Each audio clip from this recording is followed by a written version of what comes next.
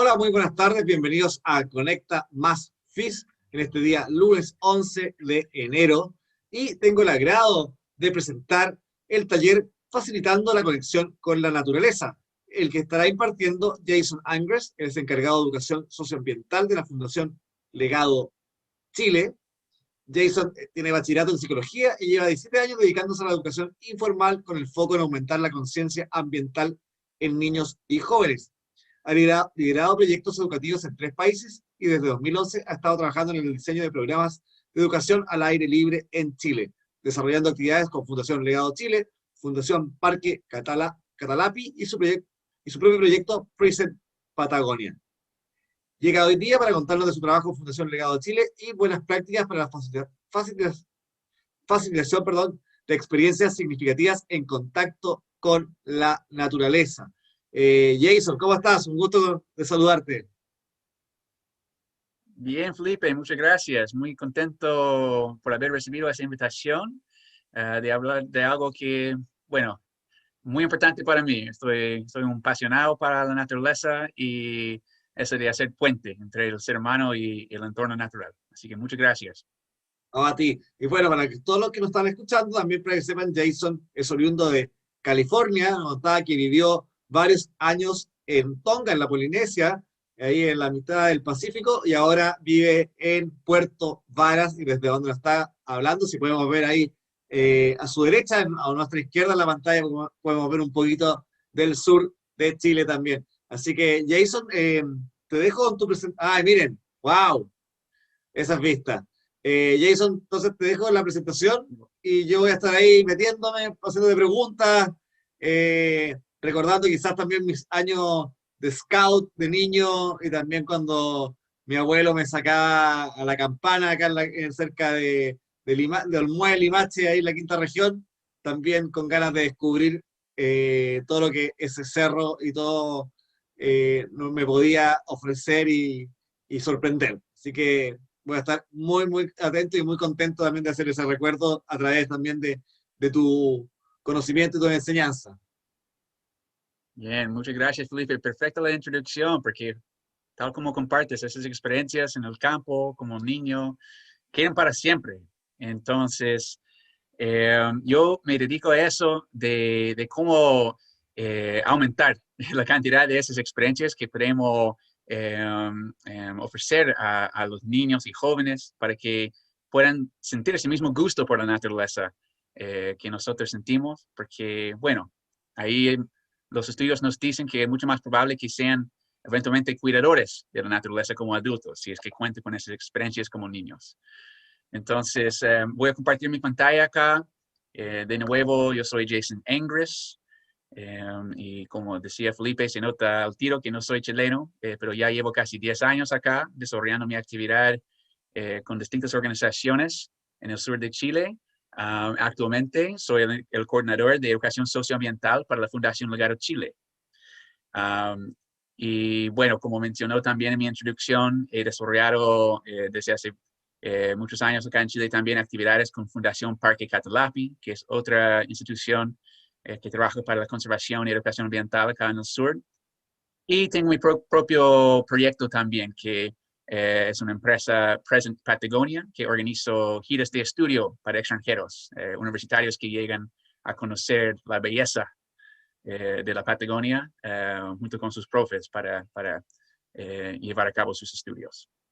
Entonces, hoy día voy a estar hablando de la facilitación de la conexión con la naturaleza. ¿Qué podemos hacer para trabajar con nuestros niños, nuestros sobrinos, hasta con adultos, nuestros amigos, nuestros padres, para que tengan un acercamiento más profundo a la naturaleza? Algo memorable que los va a dejar marcado para que efectivamente vamos sanando un poco las brechas que se están cada vez más presentes entre el ser humano y la naturaleza, mientras que el mundo se va urbanizando.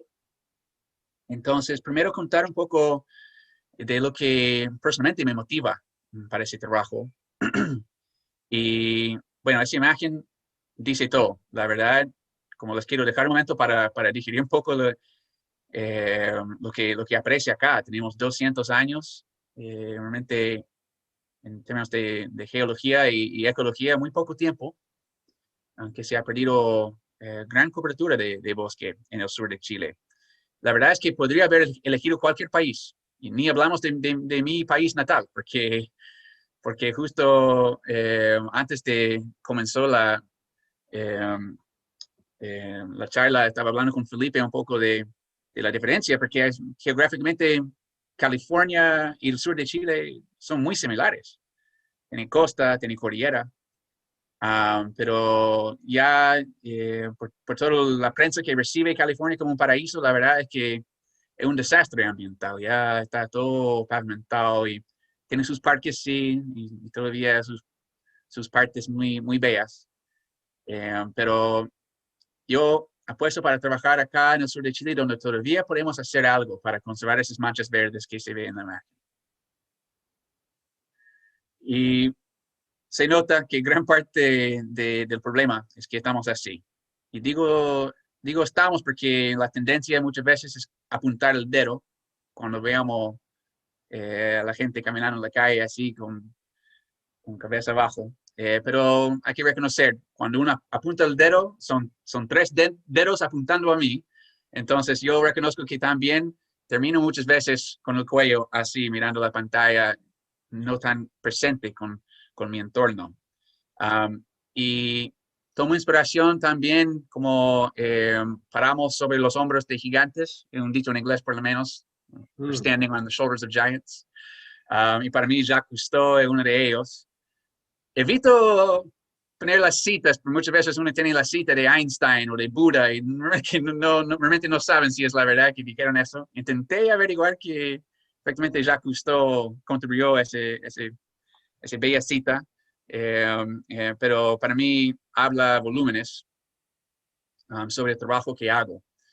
Y bueno, no trabajo solo, tengo varios aliados acá en ese esfuerzo, en ese ola verde que estamos todos viviendo. Y la Fundación Legado Chile es uno de ellos, que realmente trabaja muy bien en involucrar la comunidad de la ciudad, el sector público, el sector privado, en gestionar proyectos que realmente están haciendo una diferencia acá en el sur de Chile. Entonces, el trabajo se enfoca principalmente en el sector alrededor de Yanquihue, en la región de los lagos, acá en el sur del continente. Un sector dominado por el bosque templado valdiviano, que denominaron uno de los 34 hotspots en el mundo para la conservación de la biodiversidad. ¿Qué significa hotspot? Básicamente significa que cuenta con más de 1,500 especies de flora nativa, no solamente nativa, pero endémica, especies que no se encuentran en otras partes, y que además se ha perdido más del 70% de su superficie de ese bosque en los últimos siglos. Entonces, es un lugar altamente bello, altamente importante y altamente amenazado a la vez. Aquí estamos en Yanquihue, que es el nacimiento del río Maullín, ejecutando proyectos para la conservación del patrimonio natural. El río Maullín, que es el desagüe del lago Yanquihue, tercer lago más grande del continente. Y un lugar tan especial porque, bueno, si uno viaja en Ruta 5, por ejemplo, del sur al norte, y cada puentecito que va cruzando, mira a la izquierda, mira a la derecha, y fíjate en el río que se ve, normalmente es un río pedregoso, ¿ya? Pueden apreciar unos arbustos en la ribera y muchas piedras en el río. Aquí el río Maullín es un bosque hundido, un lugar muy, muy especial que sirve de hábitat para un sinfín de especies que muchas de ellas no se encuentran en otras partes y varias que se encuentran en un estado de conservación amenazado o si no en peligro de extinción, como el huillín. No sé Qué si todos han bonito, escuchado del huillín. no lo conocía, Bueno, es una nutria es una de agua nutria. dulce. Como el chungungo que vive en el mar, el huillín vive en el agua dulce, ¿ya? Y bueno, es realmente amenazado. Quedan menos de 800 ejemplares en el mundo. El gran porcentaje de ellos por nuestro lado de la cordillera, acá en el sur de Chile. Y efectivamente se encuentra en el río Maullín y también los otros ríos que forman parte de la subcuenca de ese santuario de la naturaleza. Recién denominaron el río un santuario de la naturaleza por justamente la presencia de esas especies y ese tipo de hábitat. Entonces, nosotros trabajamos en la conservación de esa naturaleza, pero requiere una buena coordinación con las comunidades. Aquí tenemos la ciudad de Yanquihue, que efectivamente es el nacimiento del río Maullín. Entonces, si nos interesa qué está pasando río abajo, vale la pena coordinar proyectos junto con la municipalidad, con el gobierno regional, con los ciudadanos de esa ciudad, para asegurar que efectivamente estamos haciendo un trabajo para prevenir que llegue la contaminación río abajo. Y bueno, Yanquihue, para aquellos que han tenido la fortuna de conocer una ciudad así, sabrán de qué estoy hablando, pero les puedo decir que son 19,000 personas que viven en un contacto constante con la naturaleza, porque es una ciudad que cuenta con un sistema complejo de humedales urbanos interconectados. Efectivamente, el lago Yanquihue, el desagüe, no pasa solamente históricamente por un río que sale. Efectivamente es un sistema de esos pantanos, de walves, de lagunas en que se interconectan y efectivamente tras el tiempo se iban fragmentando y con la ciudad creciendo, con un crecimiento sin mayor planificación para conservar esos espacios. Ahora, en esa década nos encontramos en una situación de urgentemente hacer intervenciones para prevenir inundaciones y para conservar la belleza, la biodiversidad que todavía se encuentra en esos espacios naturales. Y aquí mi trabajo como encargado de educación es involucrar a la comunidad educativa en esas iniciativas de conservación. Entonces ahí realizamos distintos programas con los colegios de la zona, ciencias al aire libre, trabajamos con profes de ciencias, de matemáticas, de historia, todo hacia involucrar a los niños y jóvenes en nuestras limpiezas, nuestras actividades de restauración ecológica. Además, perdón Jason, aparte que Yanquihue es como al lado de justo hasta el medio, entre Puerto Varas y Frutillar, pero como que no tiene ese glamour, ¿no? Como de las dos ciudades, sino esto se queda, es una ciudad que uno podría decir que con menos, obviamente con menos recursos, también un poco más industrial también, ¿no? Entonces, me imagino que tiene otros, no, cuando uno piensa en Yanquihue, piensa, en el lago piensa en Puerto Varas, Frutillar, pero no piensa en Yanquihue mismo, y que debe presentar, tiene todos estos desafíos y aún más, debe presentar muchos más en torno a su medio ambiente. Sí, realmente que yo igual he desarrollado en área de turismo, he trabajado como profe en la San Sebastián, como profe de ecoturismo. El año pasado lideré un proyecto de emprendimiento turístico para la ciudad de Yanquihue, trabajando con emprendedores turísticos de la ciudad, con 10 de ellos, haciendo talleres y visitas a los mismos humedales. Y creamos una guía para el turismo en Yanquihue, porque tal como dices, a veces suele pasar que pasa como olvidado entre la oferta, la gigante oferta que tiene Puerto Varas, Frutillar. Pero les cuento a todos escuchando que Yanquihue, yo apuesto que de aquí a 10 años más va a ser uno de los destinos más importantes del sur de Chile, tal por esa como interacción que tiene una comunidad de ciudadanos que se preocupan y cuidan a esos espacios naturales que no hay ningún otro lugar donde uno puede apreciar la biodiversidad urbana, tal como Yanquihue. Les puedo decir que hay un pajarito muy hermoso que se llama el 7 colores, que apareció al inicio de mi presentación. Que de hecho está ahí presente en la esquina inferior, que es parte de nuestro logo. Y el 7 colores, yo que he recorrido la 9ª hasta la 11ª región, casi todos los parques nacionales y muchos parques privados, buscando ese pajarito. También he hablado con otros ornitólogos que lo mismo, buscaron muchas partes de ese pájaro y solo lo han visto en el centro de la ciudad de Yanquihue. Entonces, ahí dice mucho sobre la necesidad de conservar esos espacios, no solamente para la naturaleza en sí, pero también para el bienestar del ser humano y la misma economía local. Hay una gran oportunidad turística que tiene la ciudad en ese momento. Entonces, para eso, yo trabajo para que esos mismos niños que se ven en la imagen sean los futuros guías turísticos de la ciudad, ¿ya? Que se empoderan de influir en el mejoramiento del entorno natural, se apropien del mensaje del cuidado del medio ambiente y encuentren la manera de llenar la olla justo en esa línea. Entonces, es lindo trabajo, da mucho para el bla, bla, bla, suena bonito, pero ¿cómo hacerlo? ¿Cómo realmente llevar a cabo un cambio de conciencia? Y bueno, mi perspectiva, llevo 17 años desarrollando actividades de educación ambiental y puedo decir que yo creo que nos equivocamos mucho en enfocar demasiado en conocimientos, como el nombre de esa especie, su nombre científico, su distribución, su propagación, y conductas, como reciclaje, por ejemplo. Antes de llevar al niño o la niña por la mano para que toquen la materia, para que se entusiasmen, se asombren con la belleza de la naturaleza, para que esas memorias quedan guardadas para siempre, para darles el por qué conservar, antes de hablar del cómo. Entonces, lo que voy a presentar hoy día son unas buenas prácticas que he descubierto tras mi camino como educador informal, que nos pueden servir cuando estamos contemplando, voy con mis nietos de paseo por el fin de qué puedo hacer para que sea una experiencia más memorable para ellos, en vez de solamente ir al parque, comer la colación y volver a la casa. ¿Ya?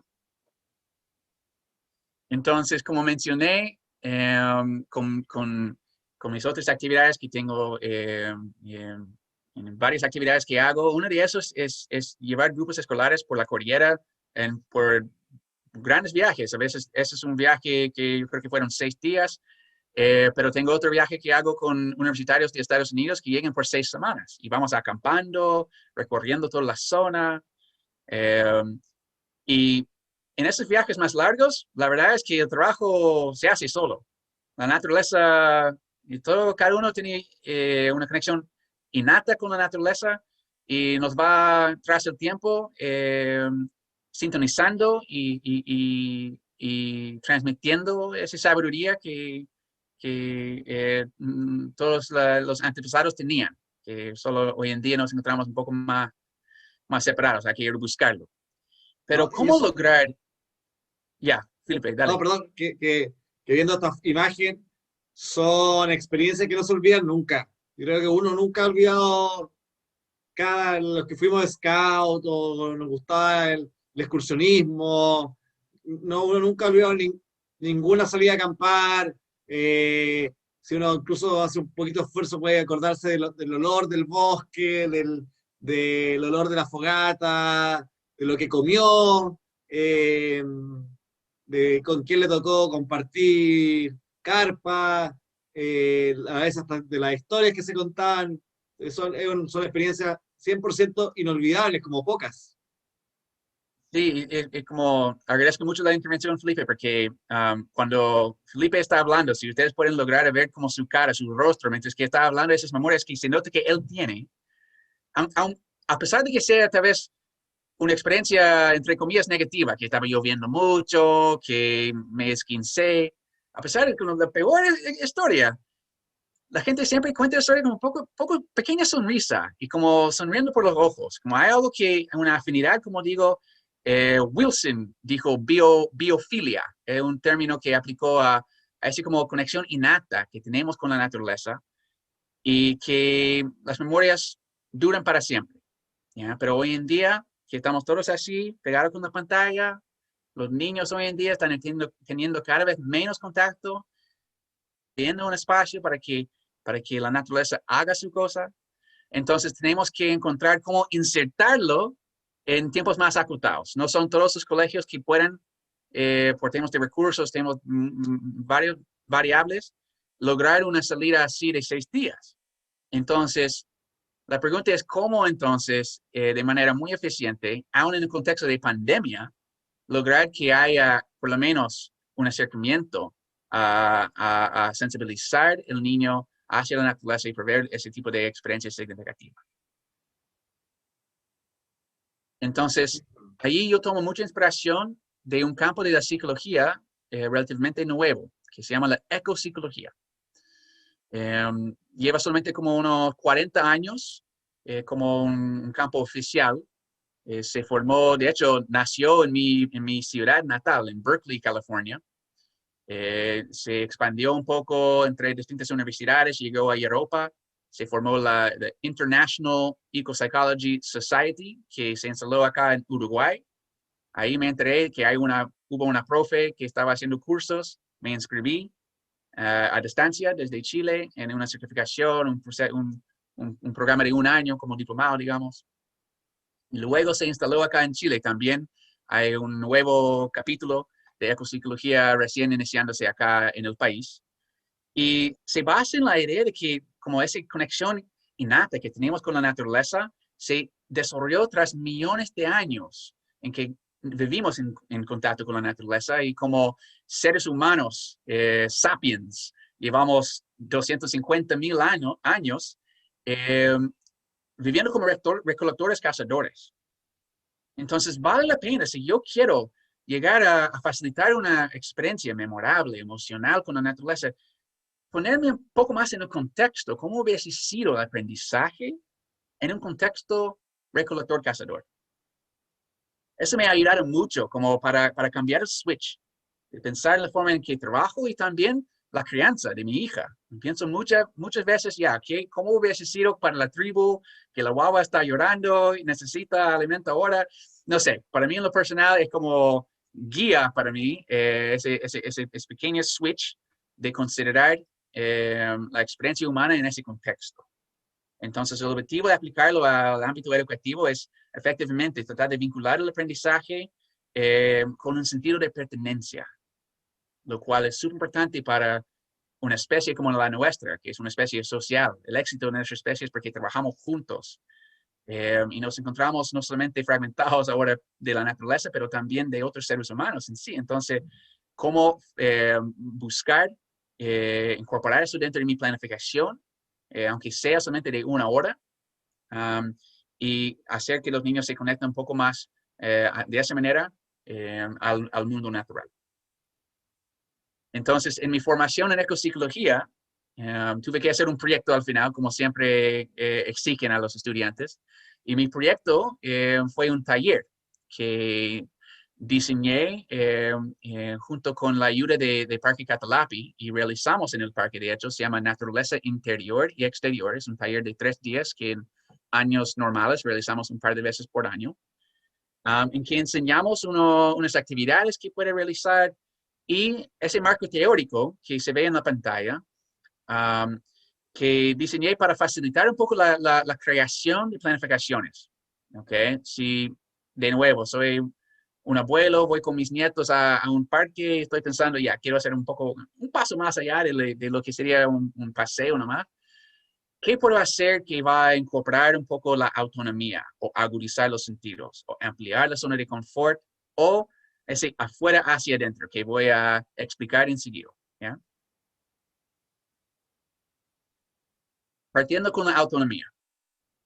Es muy importante que proveemos un espacio para que los niños exploren, que toquen, que apliquen su propia motivación autodeterminada. Esa es la terminología que están usando para describir la experiencia cuando no es tan como controlada. ¿Ya? Lo que sí hay que proveer, asegurar la seguridad. Pero lo más posible dentro de mi facilitación es permitir que los participantes, los estudiantes, tomen sus propias decisiones, exploren, vayan mostrando sus descubrimientos a sus compañeros o compañeras, compartiendo. Así, en el contexto de la tribu, el ser humano aprendía durante millones de años. Entonces, es importante ponernos de vuelta en esa exploración, porque es solamente a través de ese causa, efecto, que vamos experimentando con nuestro mundo y conectándonos como miembro importante de ese entorno natural. ¿Ya? En ese sentido, como ejercicios como vayan en parejas durante una hora y descubran algo y tráiganos, o después nos cuentan qué descubrieron, quizá un insecto, un animal, un árbol con hongos gigantes, eso, pero también, claro, no tener tanto la tutela del adulto en ese momento, sino que poder salir a descubrir y con los ojos bien abiertos de cada uno. Oye, eres un natural. Eso justamente, Felipe, menos es más, es mi lema. ¿Ya? Menos instrucciones, ya como de nuevo asegurar que hay ciertos límites y nadie Sí, se va a claro, perder. Pero que sí, justamente, con niños pequeños pondría una cuerda en un círculo alrededor de un bosquecito, aunque sea un parche de árboles con, no sé, 15 metros de diámetro y decir, ya, la única regla es que no pueden salir de ese círculo. Pero aquí adentro pueden hacer lo que quieran. Y con esa instrucción, los niños, como rompe esquemas, están tan acostumbrados a recibir instrucciones y seguir en fila, marchando. Entonces, el ser humano es una especie libre, como es, nos da mucho gusto explorar. Entonces, ese es como el primer paso, considerar dentro de lo que vamos a hacer hoy día, dónde está la autonomía. ¿Estoy permitiendo suficiente espacio? Entonces, me da mucho lata las presentaciones en que incluyen citas, pero puse dos acá para que aquellos que les interesan puedan sacar un pantallazo, porque esos dos estudios yo creo que son súper buenos. Me sirven mucho a mí a justificar y fundamentar las planificaciones que voy realizando. Y la verdad es que son muchos más. Hay un campo emergente de estudio ahora de todo ese discurso. Yo sé que para varios de ustedes resuena mucho que han escuchado ese discurso en varios ámbitos. Es cada vez más común que nos estamos despertando a la importancia de la educación ambiental y de la facilitación de una experiencia no necesariamente tan académica, aunque sí podemos vincular objetivos de aprendizaje del plan oficial de estudios con cualquier experiencia al aire libre. Luego hablamos de agudizar los sentidos. Lo más posible, ¿qué podemos hacer para que sea una experiencia sensorial? Cuando Felipe estaba hablando en breve, mencionó los olores, por ejemplo. El olfato es algo tan poderoso, las memorias del olfato. De hecho, dentro del cerebro es muy interesante. Los demás sentidos pasan por un puente en el cerebro que se llama el tálamo, y ahí se redistribuyen dentro del cerebro y se interpretan las sensaciones. Pero el olfato va por otro canal, otra vía. Va a una vulva detrás de la nariz y pasa de otra forma a cristalizarse dentro de nuestra memoria, la memoria olfatoria. Entonces, es muy interesante hacer que el niño no solamente mire el árbol, pero que vaya a olerlo. Ahí estamos estimulando otros cuartos del cerebro que a mi parecer va a ser mucho más probable que sea una experiencia memorable y hasta significativa para el niño. ¿Ya? Entonces aquí tengo la imagen del chucao, que jamás voy a olvidar cuando fui trabajando, apoyando la grabación de un documental, que mi trabajo era llevar el peso y cocinar para un equipo que iban a grabar un documental en el bosque templado. Fuimos a un parque durante como 4 días. Y en un punto el director me pidió el trabajo extra de grabar un sonido. Me pasó unos audífonos y una pistola micrófono. Ese micrófono era tan sensible que solo escuchaba aquella cosa que se apuntaba. Si yo tengo el micrófono acá, no te escucho, Felipe. Si te pongo acá, ahí, ¿ya? Entonces, ahí iba durante medio día caminando en el bosque con mi pistola. Y la idea es cuando escucho un animal o cualquier cosa, tocar record y grabarlo, ya. Y hacer así una pista de distintas grabaciones. Me encontré ahí en una parte, escuché un chucao, ese canto que realmente para mí representa de forma auditoria la belleza del bosque templado. Se escuchó ahí, yo con mi pistola, ya donde está cazando el animal, con mi micrófono, lo vi y luego me di cuenta de otro sonido que había escuchado en ese momento como raspando.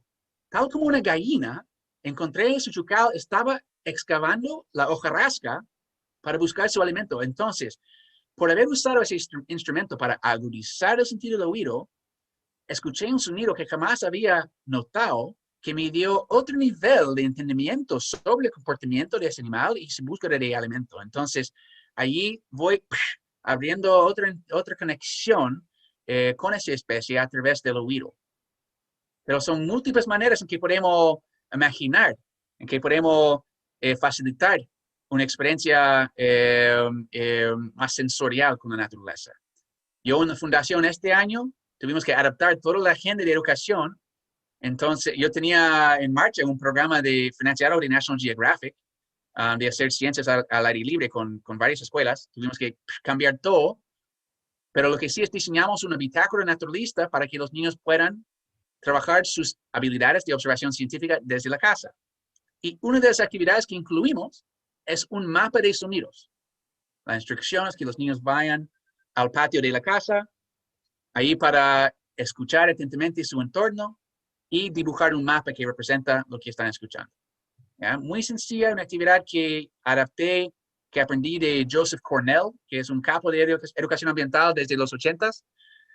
Y aquí sirve aún en tiempo de pandemia para que los niños vayan a sensibilizarse un poco con el entorno natural o de sonidos de fuente origen humano. Pero lo bueno es que ahí van sentando durante 5 o 10 minutos tranquilamente, en silencio, lo cual también sabemos que hace súper bien al ser humano tomar ese momento para simplemente bajar las revoluciones. Ya, la próxima A, que estoy llamando a veces la 5A. Entonces, ahora estamos con la tercera, que es ampliar la zona de confort. ¿Ya? Aquí estamos hablando de crear una experiencia un poco fuera del común, que va a ser más memorable. No llegar a la zona de peligro, pero sí podemos ahí empujar al estudiante a salir un poco de ese cáscara, que donde se encuentra siempre. Somos adictos a ser cómodos siempre, el ser humano hoy en día. Y como hay como mojarse en la lluvia un poco. Hasta no tiene que ser algo físico, puede ser algo emocional, pedir que compartan. Ahí ya estamos como para muchas personas ya saliendo bastante de la zona de confort. Y jamás voy a olvidar cuando estuve en el Valle Pueblo, acá en el sur de Chile, liderando un grupo de escolares en un viaje y nos encontramos con Don Lolo. Don Lolo, que es un campesino que nos iba a hacer un asado. Y yo tenía la expectativa de un puro asado, no sabía que él tenía arte competencia para trabajar con niños en la facilitación de conexión con la naturaleza. Él llegó a esa niña de la nada, se acercó sin ni una palabra, tenía algo en la mano. Se acercó a la niña, ella puso la mano, dejó un escarabajo en su mano y él se fue. Ni una palabra. Y ella quedó 2 minutos mirando con todo un montaña rusa emocional, al inicio el asco y luego darse cuenta que tenía alas doradas y quedó fascinada. Entonces, eso sí, ahí sí, estamos formando una experiencia que para ella jamás se va a olvidar. Sí, eso es muy bonito también de este tipo de actividades. También recordé como desde ese tipo de conversaciones alrededor del fogón, en la noche, donde el profesor te pedía que alguien o sea, que tenía un poquito de catarsis también de lo que te había generado el día, y luego uno llevaba ciertas cosas que le pasaban en la vida, otras cosas también que dices que son de, no sé, hacer un poco de escalada en roca, obviamente con resguardos, o descenso con cuerda, cosas que uno no te van soltando. Al principio te puede dar un poquito de miedo, pero son obviamente son con resguardo. O también comer, me recordé en un campamento haber comido pulgas de mar. Eh, Cosas que jamás se me ha olvidado y han pasado ya 30 y tantos años de eso.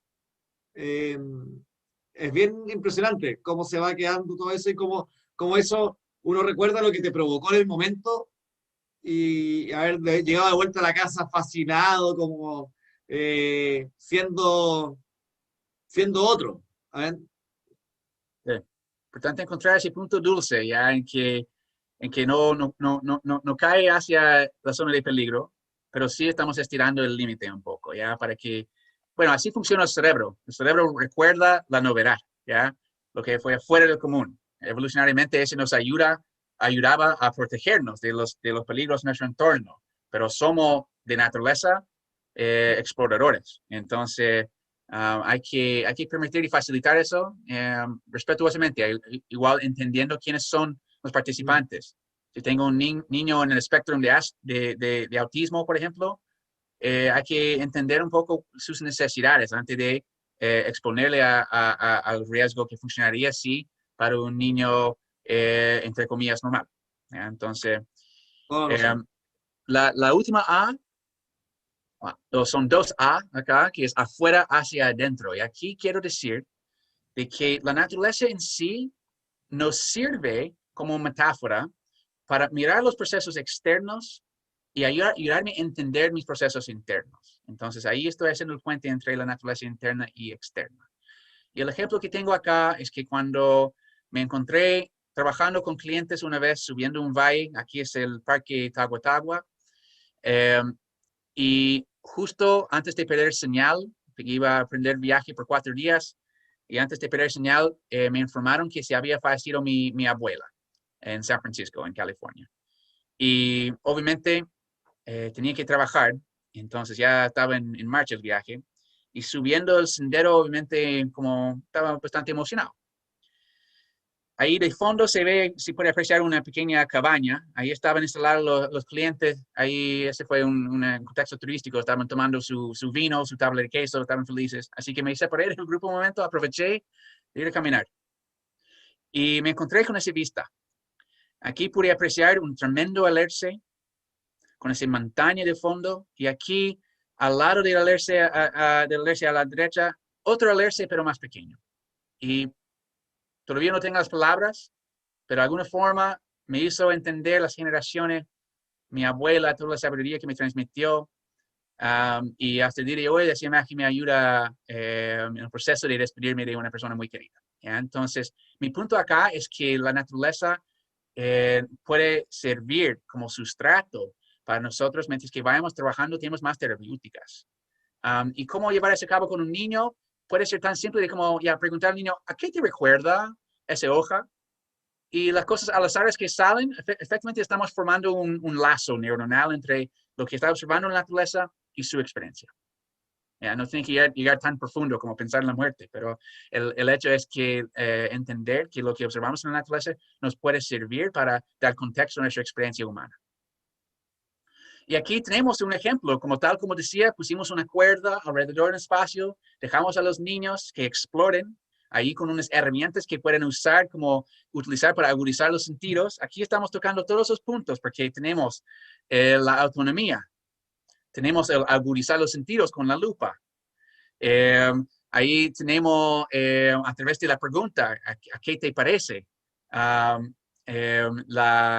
Que él dice que parece un dulce, que jamás va a olvidar. No sé si han visto esos honguitos gelatinosos, pero son muy chori. Uno toca y como hay unos que la mayoría son comestibles y unos que tienen un sabor bastante bueno también. Y como son tal como esos dulces que uno recibe en el pack como un niño. Sí, como gomitas, Sí, gummies. las gomitas, tal cual. Entonces, ahí también estamos ampliando la zona de confort, porque el niño que se encuentra con un hoyito, con la telaraña, le da asco. Ahí estamos activando ese sistema neurológica en que es más probable que sea una experiencia memorable en el futuro. Entonces, yo creo que ahora me entienden por dónde voy con el discurso. Esas son herramientas que podemos utilizar para así hacer una experiencia cualquiera un poco más memorable y significativa para los niños y jóvenes y hasta adultos.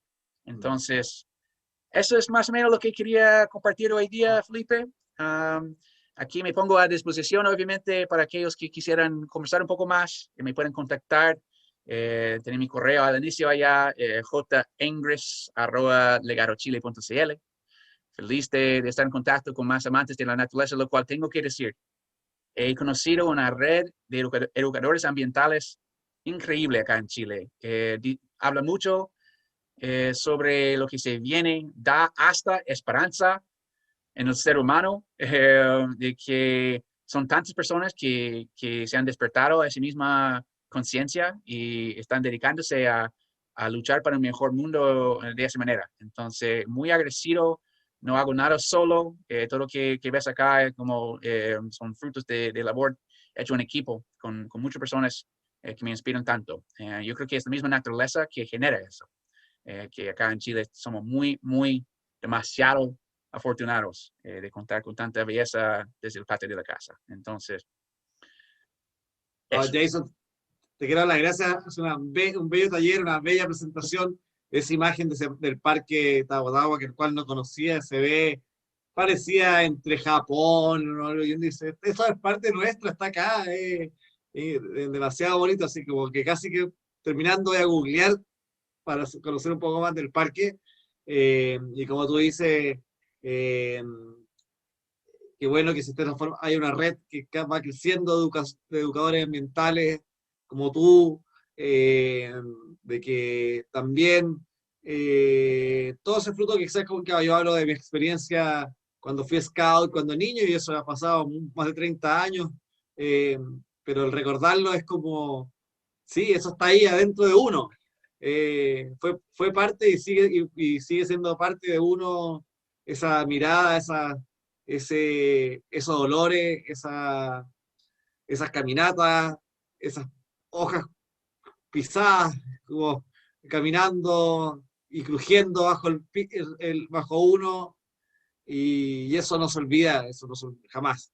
Así que hay que ponerlo en fruto también, las mismas cosas que uno ponía y aprendió ahí, sobre todo de ecología, de medio ambiente, sustentabilidad, eso hay que volver a ponerlo en fruto eh, como adultos también, hoy más que nunca.